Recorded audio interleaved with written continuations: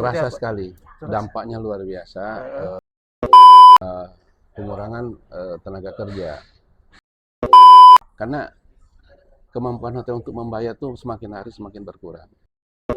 Si hotel saat ini secara Turun. nasional tuh ada yang beberapa kota tuh 20%, 25%, Oh. rendah sekali. Masih menangis sebetulnya. Tuh jatuhnya itu bukan main-main, terjun langsung, terjun bebas. Bilang mati itu tidak ada yang tahu. Oke. Jadi dari kaum yang terzolimi lah. Kita terzolimi sekarang oleh pemerintah ini.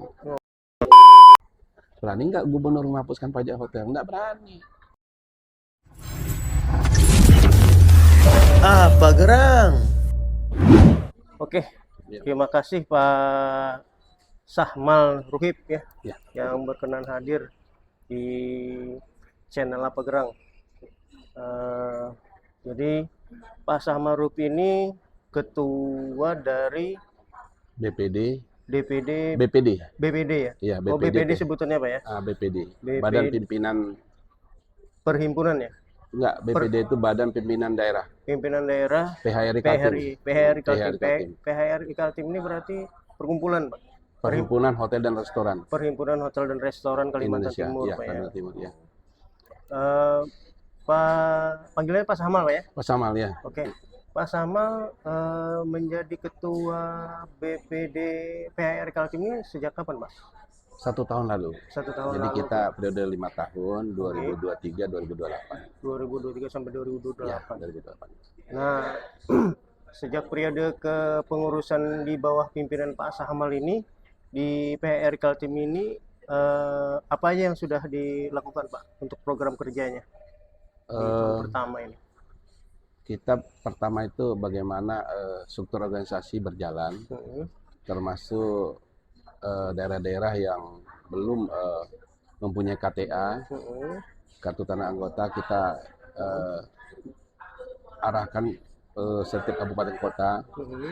Ada beberapa daerah yang tidak memenuhi persyaratan BPC PHRI. Jadi misalnya di bawah 10 KTA. Jadi kita lebih mengutamakan itu dulu. Karena organisasi tanpa anggota saya kira nggak mungkin berjalan dengan baik. Gitu. Berarti ada syarat juga Pak ya untuk membentuk sebuah BPC ya? Iya, BPC itu sangat dasar rumah tangga PHRI terbarukan minimal 10. Minimal 10 anggota 10 ya? anggota. Jadi ada beberapa hal yang tahun ini Bontang gabung dengan Samarinda. Karena dia tidak sampai 10, sekitar 6.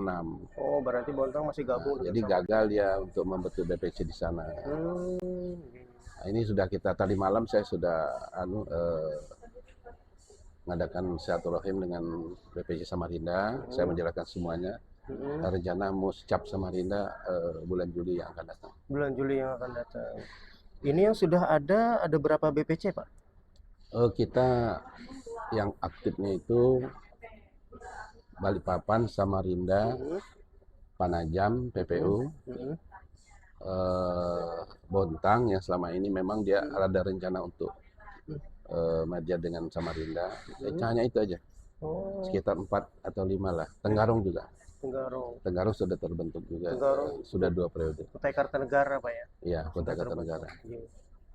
Nah, dari semua BPC tadi, BPD PHRI Kaltim ini selama ini sudah melakukan apa Pak untuk dukungan sinergi agar usaha hotel dan restoran ini bisa bersaing, terutama di pasar global. Apalagi kita kan saat ini sudah dalam kondisi sudah menjadi penyanggah ibu kota Nusantara. Seperti apa itu Pak? PHRI itu selalu bagaimana caranya agar organisasi ini berjalan, yaitu sebetulnya kita bergerak di bidang eksternalnya. Internal ke dalam itu kita tidak.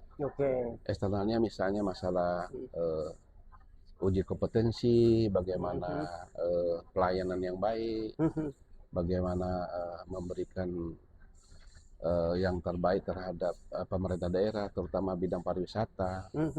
Nah, kita membackup, mensupport tentang semua kegiatan. Misalnya ada event-event nasional, di Balikpapan atau Samarinda atau IKN itu kita selalu siap. Selama ini tidak pernah kita kelabakan. Ada satu hal yang saya terima kasih bahwa dua kota ini siap untuk melaksanakan event-event yang bertaraf nasional maupun internasional. Jadi kita misalnya mengadakan kegiatan musabaqah tilawatil Quran tingkat nasional dan sebagainya, di sini sudah sering diadakan event-event seperti itu. Berarti memang BPD PRI memang mendukung terus Pak ya? Mendukung terus, Jadi Mas Support. lebih banyak pergerakan di eksternalnya Pak ya? Lebih banyak. Oh. Ya. Terus untuk ini Pak, peningkatan kapasitas SDM sendiri itu PHRI ikut andil juga untuk SDM yang ada di hotel. PHRI ini kita sudah banyak juga tenaga vokasi yang kita kirim juga. Ada juga sebagai dosen di Politeknik Balikpapan akan memberikan materi-materi yang sifatnya yang dibutuhkan oleh hotel-hotel yang ada di Kalimantan Timur. Di sana Politeknik itu bergerak di bidang tata boga, jadi itu sangat dibutuhkan karena kita masih kekurangan tentang tata boga untuk tingkat hotel dan banyak tenaga kerja dari luar. Kita dari sektor pendidikan dan kepelatihan masih kurang. Nah, untuk uji kompetensi kita kerjasama ada 2 LSP di Samarinda dan di Balikpapan itu LSP Mahamu namanya. Mau di Balikpapan, di Balikpapan, Pak Murad itu sudah sering mengadakan sebagai kaki tangan juga Kementerian Ekrab. Ekrab. Terus sejauh ini Pak terkait ini nih peran PHRI untuk mendorong hotel-hotel dan restoran itu bisa bersinergi dengan program pemerintah daerah, khususnya itu dalam sektor kepariwisataan seperti apa Pak? Nah, kita PHRI juga ikut di bidang badan promosi setiap kabupaten kota, badan promosi pariwisata. Nah, itu pun kita ada perwakilan dari PHRI. Kita selalu mengadakan misalnya kalau ada dinas pariwisata mengadakan kegiatan itu mengajak kita dan travel-travel yang ada di Kaltim, misalnya mengadakan tabletop. Tabletop itu adalah bagaimana mencari pasar di luar Kalimantan Timur untuk pariwisata, termasuk hotel-hotelnya. Dari sejauh ini memang PHRI Kaltim mendorong terus Pak ya, untuk sinergi dengan pemerintah daerah, terutama bidang pariwisata. Iya. Nah gini Pak, saat ini kan kondisi kita ini di pemerintah terutamanya itu kan ada yang efisiensi anggaran. Betul. Nah ya kan, terkait efisiensi anggaran ini itu seperti apa Pak dampaknya terhadap bisnis hotel maupun restoran yang ada di Kalimantan Timur khususnya? Terasa sekali, dampaknya luar biasa. Yang kita tahu bahwa akupansi hotel tuh seluruh Indonesia tuh turun. Bukan di Kalimantan Timur saja. Jadi berarti nasional Pak ya dampaknya? Nasional, dampaknya luar biasa. Ada beberapa yang kita khawatirkan untuk pengurangan tenaga kerja. Mungkin sebentar lagi ada peninjauan ulang tenaga kontrak yang ada di hotel. Mungkin ada sistemnya nanti 31 atau 21, mungkin sebulan dia masuk 1 minggu, masuk 2 minggu atau masuk 3 minggu, libur 1 minggu. Karena kemampuan hotel untuk membayar tuh semakin hari semakin berkurang. Oh, berarti ada ini Pak ya? Karena room yang ada, barum yang ada itu kalau tidak bisa dimanfaatkan, itu termasuk pengurangan daripada benefit yang ada. Nah, kita kan udah tahu sendiri bahwa dengan pengurangan dan pelarangan oleh pemerintah, pengetahuan anggaran itu termasuk pelarangan misalnya perjalanan dinas, mengadakan study tour. Nah, itu liburan-liburan begitu kan biasanya itu untuk mendatangkan keuntungan bagi hotel. Misalnya mengadakan kegiatan-kegiatan seminar atau apa namanya dan lain-lain, workshop itu ditiadakan oleh pihak pemerintah. Untuk sementara ini kita masih mengusulkan di tingkat pusat karena endingnya di presiden. Keputusan ini bukan dari gubernur, bukan dari wali kota, itu dari presiden. Nah, jadi menutup anggaran yang tidak perlu dianggap, tidak perlu bagi negara. Misalnya seminar di hotel, ngadakan tur, ngadakan perjalanan dinas yang tidak perlu, ngadakan pameran. Padahal itu selama ini pendapatan terbesar daripada hotel dan sebab hotel ini terintegratif dengan restoran, UMKM, semua pemasoknya itu, misalnya UMKM seperti ini terhambat. Terus juga pemasok dari segi restoran. Kalau restorannya tidak maju, berarti pemasok telur, pemasok daging, sayur-sayuran juga kolap itu. Begitu terdampak juga seperti travel. Travel sekarang banyak orang nggak bisa bayar mobil cicilan. Karena apa? Sudah tidak ada kegiatan yang orang menyewa mobil misalnya, karena tidak ada aktivitas tur, tidak ada aktivitas untuk yang sifatnya bagaimana menghidupkan suasana hotel sehingga pendapatan meningkat. Nah sekarang kita memulai gimana caranya JM Hotel itu kita sarankan untuk lebih banyak membuat event sendiri. Itu jangka panjangnya kalau memang ini perhatian pemerintah tidak kunjung tiba gitu. Jadi berapa persen Pak tingkat okupasi ya? Okupasi hotel saat ini secara nasional tuh ada yang beberapa kota itu 20%, 25%. Rendah sekali. Turunnya Pak ya? Turun statis. Yang tadinya 60 bisa turun 50%.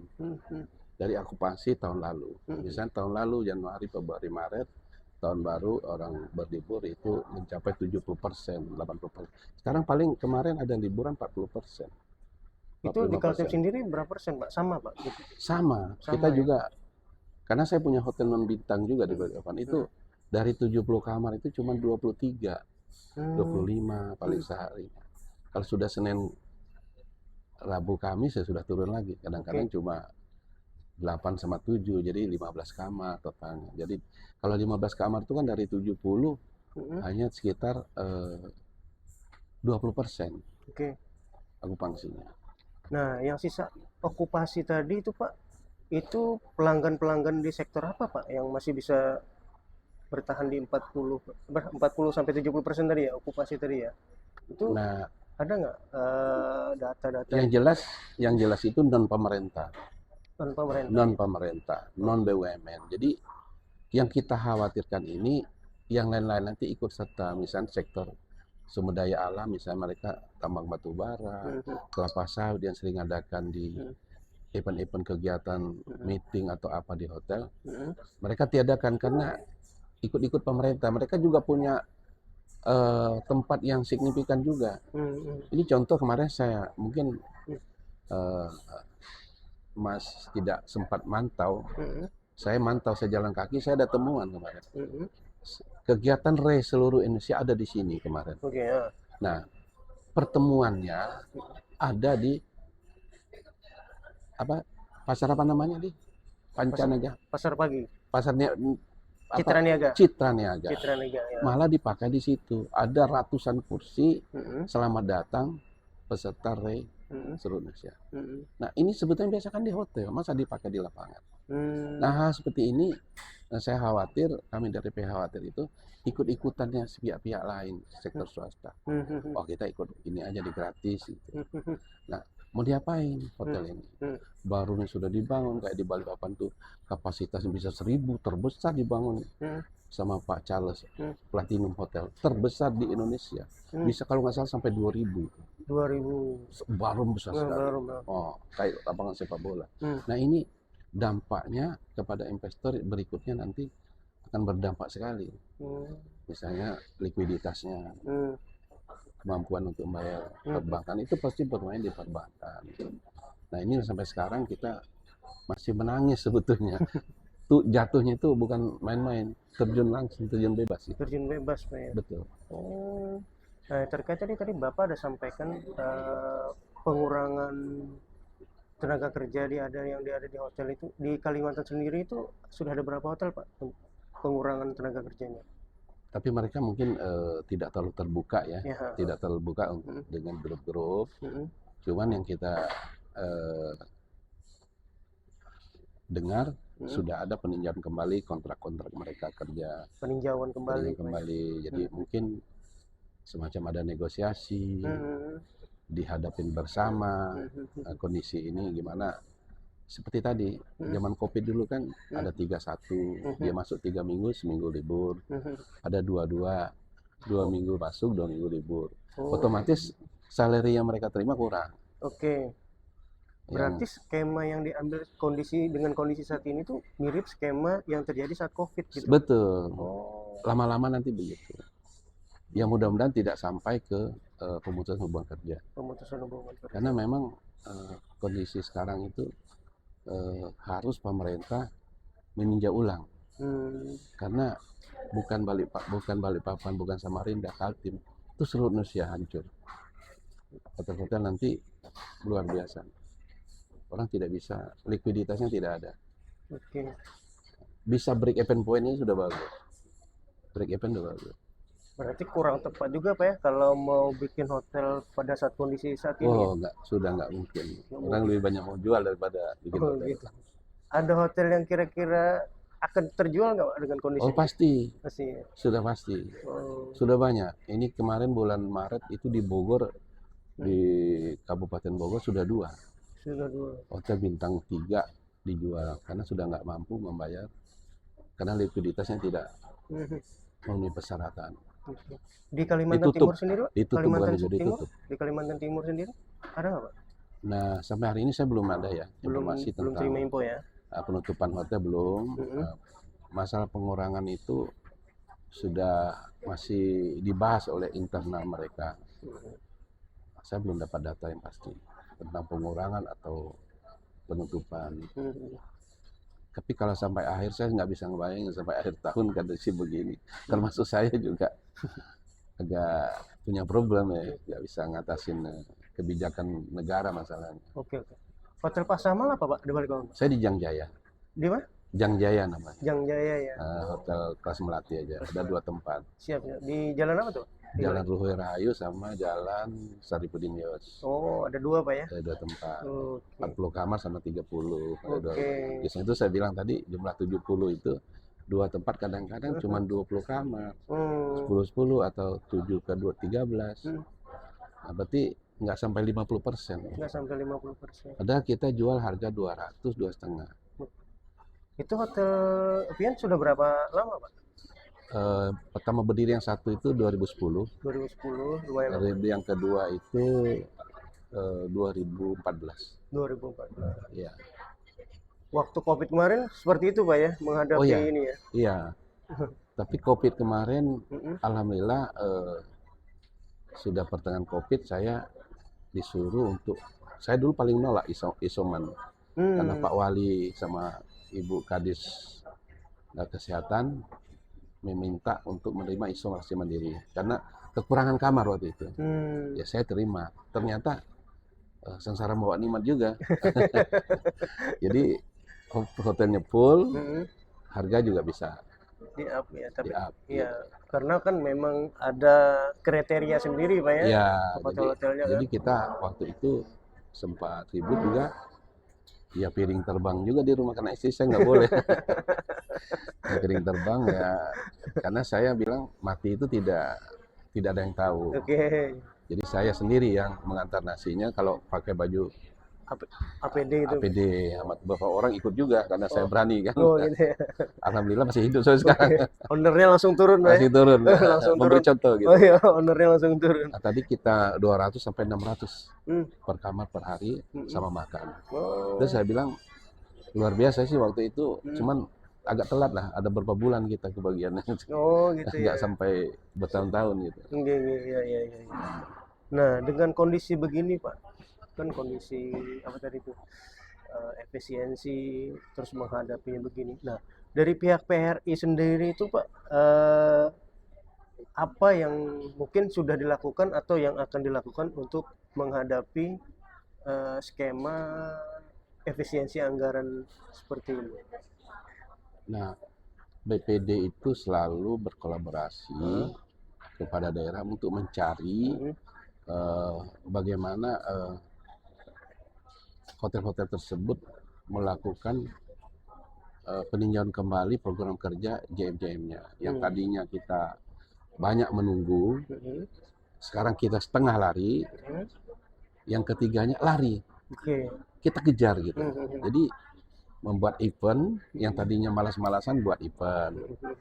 Contoh saja kalau kita mau sebetulnya M Hotel kalau dia kompak kayak Samarinda ini, mungkin kita korban satu hotel itu sekitar 2 juta, kalau dia 30 sudah berapa itu? 30 kali 20. Itu sekitar 60 juta. Kita bikin event hadiah misalnya lomba catur, sekalting, hadiahnya 10 juta. Itu pasti ramai. Dan kita bikin tingkat Kalimantan. Event-event itu didatangi. Yang kira-kira yang banyak penggemarnya. Termasuk lomba ikan hias, itu di Balikpapan ada direncanakan juga. Lomba passion show, kelihatannya sedikit. Tapi tamu lokal nginep. Nah, bagi yang ikut passion show, dikasih diskon 25% misalnya. Jadi di hotel ada beberapa kemarin ngadakan kegiatan begitu. Jadi kita memulai, itu saya bilang tadi, pertama kita ibaratnya lari pelan, agak kencang. Kalau tidak, mau diapain? Itu yang diharapkan. Diharapkan nanti, Kaltim, ya, jadi JM itu tidak boleh kayak, kalau dulu JM itu terpesona. Dia tidak banyak kerja, istilahnya membuat program bagaimana akupansi meningkat, datang sendiri dari Pak Pemerintah. Hanya mereka menyediakan pelayanan prima aja, pelayanan bagus, senyum, ramah, bagaimana memberikan kepuasan kepada tamu-tamu itu. Berarti dari PHRI Kaltim sendiri mengajak JM Hotel untuk bergerak mandiri gitu Pak ya. Cuman kan Pak gini, kalau event sendiri itu berarti modal sendiri dong dulu ya. Iya, memang kita kalau dulu bekerja. Kan nunggu ya orang event nggak bisa, justru itu iuran lah. Iya kan? Event sendiri. Skala hotel begini kan 2 juta 5 juta kan nggak mati juga. Kalau event besar, juara bulu tangkis kita bikin eventnya selama 2 minggu misalnya. Otomatis ini kan 2 minggu orang stay di sini. Gitu. Ada yang stay lah, walaupun mereka lokal nggak nginep. Tapi kita mancing itu kan macam-macam makanannya kan. Bagaimana cara orang nginep. Nah, ini kan dengan saya kemarin ada hotel di Samarinda, salah satunya memberikan check out ada toleransi 4 jam. Jam 16, sekarang kan jam 12 kita ditelepon jam 11. Jam 12. Aku tadi jam setengah 12 sudah ditelepon. Gitu Saya bilang tolong angkat aja pakaian saya belum check out ya. Karena untuk memberi pelayanan yang terbaik pada jadi saya mungkin kalau saya perlu waktu panjang nanti saya nginap di Grand Senior, Bumi Senior. Kalau nggak saya Bumi Senior menerapkan itu. Check out seminggu tuh berapa hari, khusus Sabtu Minggu kalau nggak salah boleh sampai jam 16. Diperpanjang itu. Diperpanjang. Itu kan itu salah satu trik juga gitu. Jadi harus banyak cara pandang, cara pikir yang berbeda. Nggak bisa lagi, saya bilang duduk manis tuh nggak bisa lagi. Jadi begitu Pak caranya mengalihkan berarti target non pemerintah ya. Betul, karena kalau kita diam, kita jatuh. Kita harus lari. Kalau orang lari jarang jatuh. Tapi bisa terjerungkup Pak. Jadi orang Banjar terjerungkup. Bisa juga terjerungkup bahasa Banjar ya. Kawa itu. Jadi terus masukan sendiri Pak terkait efisiensi ini kepada pemerintah, masukan dari PHRI Kaltim sendiri seperti apa Pak? Nah, kita melalui pusat, kemarin kita sudah di Bogor, Februari, saya hadir. Ada pembicara satu dari wakil gubernur terpilih di Nusa Tenggara, Pak Pugu. Kita capek nih bicara begini-begini. Jadi harus melalui DPR, lembaga politik, bagaimana menarik keputusan Bapak Presiden. Ini Presiden. Kalau PHRI sendiri, saya ngadep gubernur. Paling iya aja, tapi kebijakan yang laksanakan itu kebijakan pemerintah pusat. Ke gubernur, baru ke wali kota, kabupaten kota. Jadi masalahnya di sini. Jadi kita berharap lah ada perubahan lah dari pusat untuk menarik kembali keputusan yang non kegiatan di hotel. Itu yang kita harapkan, ada kelonggaran lah, paling tidak ada kelonggaran, tidak ada pelarangan-pelarangan. Saya kira itu.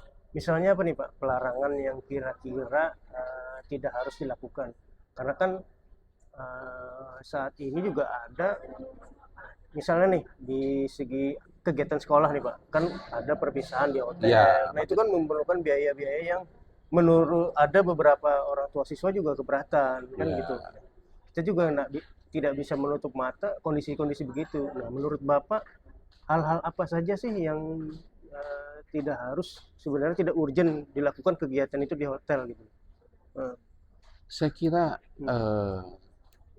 mereka kan butuh perhatian dan kenangan. Oke. Mengakhiri pendidikan. Mereka sudah nabung kadang-kadang. Anak-anak sekolah itu sudah nabung untuk kegiatan mengakhiri masa sekolahnya. Oke. Itulah misalnya study tour, biaya menginap. Sebetulnya kalau kita ambil sampel dari siswa yang mungkin 100 itu paling orang 5 yang nggak mau. Nah, Jadi kalau lebih dari separuh oke lah. Tapi kalau mereka itu kadang-kadang kecewa. Mereka sudah DP di hotel. Ada pelarangan dicabut kembali. Itu tidak merugikan negara. Sifatnya uang pribadi. Sekarang kalau swasta dilarang termasuk pribadi, intervensi pemerintah menghancurkan ekonomi nasional. Karena ekonomi ini, saya bilang tadi travel hidup. Kalau bisa diturnya di ini. Terus tempat wisata hidup, destinasi hidup. Orang tadi itu kan pasti melihat yang indah-indah. Nah, baru pulangnya dia ke hotel, siangnya ke tempat wisata.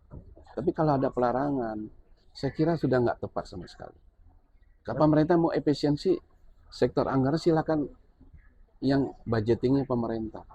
Kalau swasta, guru, untuk mereka melakukan apa-apa, nggak usah lah. Semuanya menantang itu. Kalau terus-menerus, efeknya nanti sektor hotel dan restoran akan.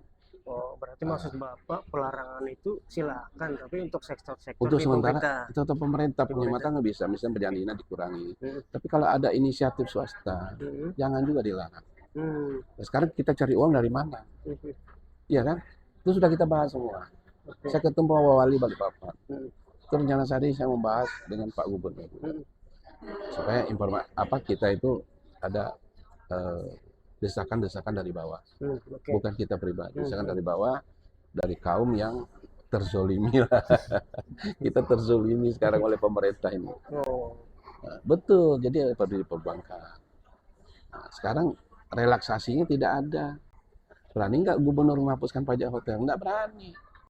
Kalau dia memang nggak boleh, ayo kita relaksasi. Kita nggak usah bayar pajak. Pajak PB1, 10% loh. Oke. Nah ini Pak, salah satu trik ini begini, minta relaksasi pajak. Betul. Harusnya ada relaksasi. Di Bogor tuh ada relaksasi diucapkan oleh wali kotanya karena ada penutupan hotel. Tapi saya tidak tahu prakteknya benar apa enggak. Kadang-kadang orang ngomong di podcast atau di TV, ya tapi prakteknya lain. Nah gitu loh, kita nggak tahu persis.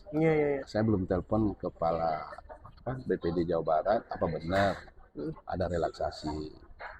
Nyatanya berat pemerintah karena pendapatan dia mau pendapatan tapi sumber pendapatan dia tutup. Dia kembali juga loh, ngadakan event itu kan 10% pajaknya itu kembali lagi. Misalnya ngadakan seminar, ngadakan workshop pemerintah. Itu kalau dia 60 juta, 6,5 juta kembali ke pemerintah provinsi atau kabupaten kota. Itu sebetulnya. Berarti ya memang paling tidak salah satunya tadi yang Bapak keringanan, salah satu tadi relaksasi pajak. Relaksasi, teks relaksasi. Suka nggak suka, ini saya juga ada ide. Ya kita demo aja sesekali. Kita tutup hotel 2 hari. Apa nanti gubernur nggak marah, wali kota? Ya kita sudah sakit nih. Jangan terlalu sakit lah. Ya kan? Secara apa, gubernurnya tahu, wali kota tahu, cuma kebijakan negaranya ini dari pusat. Justru itu di musda kita kemarin, Munas kemarin harus audiensi dengan Komisi 9 kalau nggak salah, membidangi pariwisata. Nah, supaya menekan pemerintah, mencabut segala keputusan yang merugikan pihak hotel dan restoran. Ini seluruhnya akumulasinya banyak. Ibarat penyakitnya itu sudah apa ya,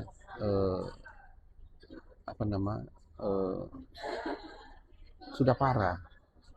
Itu sudah dilakukan Pak, audiens dengan Komisi 9? Nah, ada kemarin tapi belum, baru kementerian. Maksudnya mau ngajak kementerian, menekan. Karena partai politik itu banyak yang bernaung di bawah Prabowo, agak susah juga menekankan.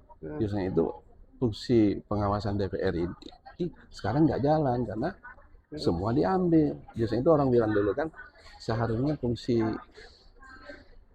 DPR itu jangan semua bergabung dengan pemerintah. Jadi kalau ada orang salah jalan, ditarik, jangan situ, itu jurang tuh. Nah, itu jurang. Terus bagaimana Pak perannya PRI agar kebijakan-kebijakan yang dilakukan oleh pemerintah itu bisa berjalan ya berkeadilan lah menurut PRI sendiri gitu? Cabut, salah satu cabut bisa cabut aturan itu, dicabut. Pelarangan tadi sudah ditur, wisuda, mengadakan kegiatan yang ada hubungannya dengan hotel. Nah, tapi kan ini Pak, ada yang kadang studi tour itu ya biayanya juga lumayan gitu, antara 2 juta ke atas gitu kan, terus biaya perpisahan juga 1 juta. Mungkin ya saya nggak tahu nih, sekolahan swasta ya mungkin ada juga yang keberatan kali ya orang tua ya, cuman ya itu kalau persentasenya tidak begitu signifikan. Nah, yang mengadakan ini Pak biasanya mengadakan acara di mana, di hotel itu ini dari mana, dari sekolah itu banyakkan swasta apa banyakkan yang negeri Pak? Sama saya lihat itu. Sama aja. Hampir semua sekolah ngadakan akhir tahun, atau dia akhir kenaikan kelas, atau tahun baru, atau kegiatan-kegiatan selesai ujian. Itu rata-rata mereka ingin. Kita dulu aja seneng banget kan, coret-coret baju di mana, di pantai ya, pergi ke luar kota. Kalau ada pelarangan-pelarangan itu sudah mengintervensi kegiatan-kegiatan. Pertama itu nilai sejarah. Mereka ingin sejarah. Dia mau misalnya wisuda tidak boleh. Sejarahnya kan ada, mau pakai toga. Tapi kan itu buat orang yang kuliahnya Pak. Masa yang sekolah juga harus wisuda? Lah iya, banyak sekarang kan TK juga wisuda. TK juga wisuda gitu loh. Rasa-rasanya gitu loh. Iya, tapi hebohnya itu loh. Ada yang berbaju apa kayak polisi kan, SD, SMP.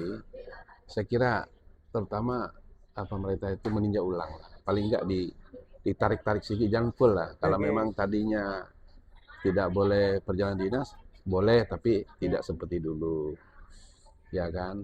Mungkin di kantor itu, memang kalau zaman dulu, saya pernah PNS kan, mengundurkan diri. Jumat 1 minggu itu sudah nggak ada orang di kantor.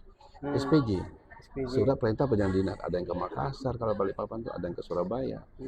Nah kalau sekda itu sekitar 20 juta, 15 juta sekali berangkat. Ke eselon 3, eselon 2, ke 10 juta. Nah inilah yang dianggap ini memboroskan. Tapi jangan serta-merta seluruh kegiatan itu dilarang. Ya tinggal dipotong aja misalnya. Kalau nggak salah sistem terakhir sudah penghematan. Sesuai dengan yang dia menginap. Maksimalnya ada, nilai atas misalnya dia eselon 4. Kalau dia nginap harus di Aston, enggak juga. Maksimal dia ditanggung misalnya 400.000, terserah dia mau nginep di mana. Itu jadi sudah penghematan. Salah satu penghematan. Begitu juga uang saku. Kalau dulu uang saku mungkin sehari 300.000, dikurangin aja. Jadi mereka tetap bisa jalan gitu. Tapi ya tergantung kegiatannya kali Pak ya. Jadi tidak harus perjalanan dinas saja. Tidak. Jadi yang memberi nilai manfaat. Karena kan yang dimaksud Pak Presiden itu kan yang dipikir tidak memberikan manfaat kan? Ya, beri manfaat. Tapi ada beberapa bagian memberi manfaat juga. manfaat untuk hiburan. Orang stres juga kerja tiap setahun di kantor terus begini. Kalau dia diberi dinas lihat Bogor, kalau Sita lihat Surabaya, lihat Bali kan pulang tuh segar kerja kembali kan segar. Memang uang negara itu memang harus begitu. Jangan buat utang semua gitu loh, investasi. Bisa aja Bapak. Ya kan? Nah, terus tadi yang Bapak bilang dari sektor swasta pun dilarang itu kegiatan apa Pak yang dilarang oleh pemerintah? Terus sekarang semua kan, Heeh. studi tur swasta, wisuda, dilarang. Itu dilarang Pak ya? Dilarang juga. Oh. Kalau di Balikpapan tuh ada, saya di Balikpapan ada TK Heeh. mengadakan kegiatan misalnya di Hotel Cokro. Dia sudah DP 5 juta. Per orang per packnya itu 135 kalau nggak salah. Oke. Nah, dia misalnya anggotanya 400 jadi 65 juta sekitar gitu. Itu nggak bisa dilaksanakan. Uangnya dikembalikan lagi ke wali murid. Uang wali murid ini. Bukan uangnya negara. Nah kalau ini sampai ini dibiarkan, inilah akan nanti chaos. Ekonomi chaos. Travel yang orang leasing mobil, Enovanya mau dibayar tiap bulan nggak bisa. Karena orang nggak pakai, nggak ada kegiatan. Nah, dulu kan banyak, misalnya ada pejalan dinas ke Jogja, di sana sewa mobil 500, ditanggung negara. Ada uang sewa mobil, uang transport. Kita 300, 350, jadi bisa kita ke Borobudur 3 hari. Itu sekarang udah nggak bisa. Nah ini nih banyak dampaknya itu loh, yang saya bilang tadi, mulai dari makanan, kuliner, transportasi, hotel, rumah makan, semua terdampak. Seperti ini kan kita dari tadi duduk lebih dari hampir 1 jam, nggak ada laku satupun saya lihat ini. Iya, iya. Nah, ini satu contoh ini. Kuliner kenapa kamu mas sedikit? Ya, karena semakin banyak supply and demand lah. Iya, iya, iya. Oh gitu. Nah, dari pemerintah Provinsi Kalimantan Timur sendiri Pak, ada nggak kebijakan pelarangan-pelarangan itu? Atau cuma mengikuti kebijakan dari pusat, Bapak lihatnya? Sudah kan yang saya bilang tadi. Contoh ada pemerintah itu. Balikpapan dan Samarinda sudah. Sudah ada ya? Sudah pelarangan. Jadi contoh di Balikpapan itu aulanya rumah jabatan wali kota bebas masyarakat pakai. Tinggal izin ngajukan ke bagian umum atau sekda. Ruangan ber-AC, sound system lengkap, kursi sampai 300. Ya. Oh, jadi yang ditakutkan dari bisnis hotel dan restoran ini event-event yang mengikuti event begitu, Pak. Iya, jadi tidak berimbas ke hotel. Bisnis hotelnya. Bisnis hotelnya, iya, udah pasti. Ini contoh di mana? Di Ibis kemarin kegiatan workshop itu 2 hari. Itu menguntungkan sekali. Orang nginepnya kemarin kalau nggak salah sampai ditanggung oleh ILO itu sampai 30. 30 kamar 3 malam ya. Dampaknya luar biasa. Tapi kalau dilarang, ILO nggak bisa dilarang, dia lembaga dunia, PBB ya, internasional labor organisasinya itu. Jadi yang gini-gini ya perlu dikembangkan, harus. Oke, terakhir nih Pak, pesan buat pelaku-pelaku bisnis hotel dan restoran dari PRI Kaltim dalam menghadapi situasi seperti ini seperti apa? Ya, pertama sabar juga ya. Kalau nggak sabar nih bisa-bisa piring terbang di rumah nih, uangnya berkurang, gajinya sudah berkurang. Kalau 31 aja udah otomatis berkurang minimal 1 juta kan gajinya. Kalau sebulan misalnya 4 juta, kalau nggak masuk seminggu potong 1 juta itu. Nah, harapan kita, himbauan saya, mari kita bergerak bersama-sama bagaimana mengantisipasi, bagaimana mengundang orang supaya bisa makan di restoran, bisa menginap.